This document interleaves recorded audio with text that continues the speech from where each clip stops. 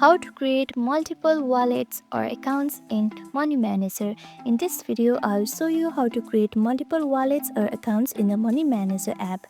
A super helpful feature if you want to separate your personal spending from business expenses, savings or cash flow. Let's dive right in. First, launch the Money Manager app on your phone. Make sure you are using the latest version of the best features and performance. Now here, tap on the Accounts tab at the bottom of the screen right here. This is where all your wallets or accounts are listed. Then tap on this plus icon at the top right corner. Here, tap on it. Now give your new wallet a name. For example, you can give cash, credit card or work expenses. You can give any. Just choose the one, cash.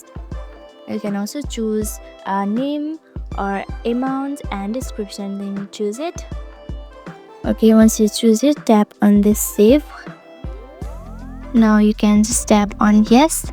Now when you log expenses or income, just choose the wallet you want to use. Each account keeps its own transaction history, balance and chart, so you can track spending separately across categories. Now you know how to organize your finances using multiple accounts in Money Manager. It's an easy way to stay on top of your spending one category at a time. If this helped you out, give us the thumbs up and hit subscribe for more tips and tutorials.